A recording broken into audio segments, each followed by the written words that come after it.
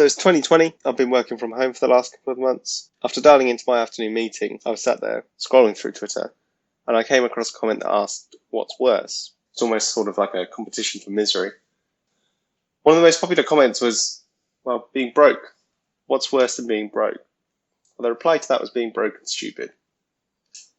But is there anything that's worse than being broke and stupid? Of course there is. It's being broke, stupid and ugly.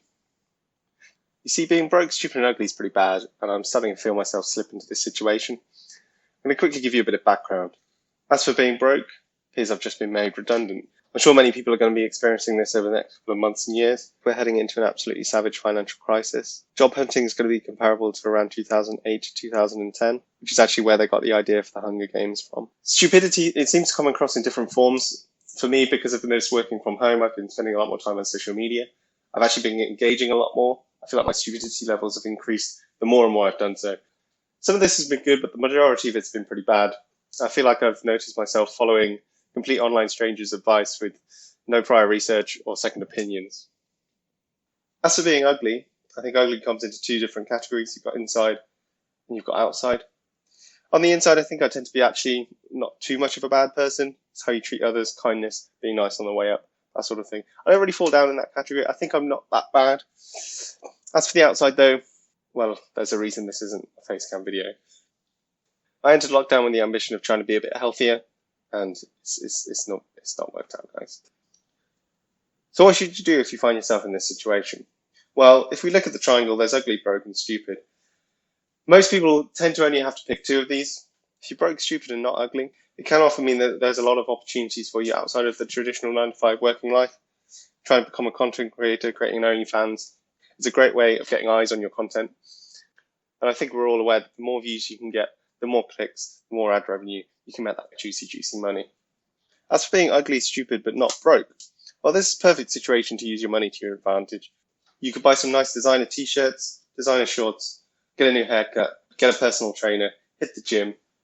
If you tend to look at a lot of celebrities, they become a lot more attractive once they're rich. You can use your money to your advantage in that way. You could also spend your money on tuition fees. This doesn't necessarily actually make you intelligent, but it does at least give you the piece of paper to prove to others that you are. The final situation here is both being ugly and broke, but not stupid. To fit the narrative of the story, we're going to assume that being not stupid is the same as being smart. We can use this intelligence as a way to become less broke. And then, like the previous example, use our newfound wealth to reduce our ugliness. This leaves us with the dilemma of what happens if you're all three.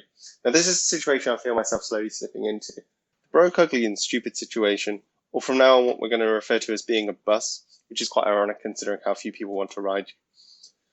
It can often feel like a bus because it means you're just going around in circles. You're trying to think of a way out, but you're just constantly on a loop. You see, each one of these feeds into the other. If you're ugly, stupid, and broke, you can't find a situation out of any of them. I think the way out is to focus simply on one at a time, using the previous examples. The problem you have here is that you can't use any of your strengths to your advantage. You have to focus on the very small bits at first. It can feel like very small progress. As for stupidity, there's plenty of free resources online to improve your intelligence. It does mean that you have to put in a lot more time and effort. If you're willing to do so, there's plenty of opportunities out there. As for being broke whilst being ugly and stupid, again, this is so much harder than everyone else. At the same time, you're just going to have to put extra work in, extra effort, scrimp and save your money as much as you can. Track where your money's going, create a spreadsheet, track what's coming in and out of your accounts every month. It becomes a lot easier to balance your finances. As for being ugly, that's still split into two different categories, but I think you can focus on each of these individually. Improving yourself on the inside, I think, just needs more life experience. As for being ugly on the outside, becoming a much more attractive person internally is going to project externally. People around you are going to find you more attractive if you're just a nicer person. Besides, going for a walk is free.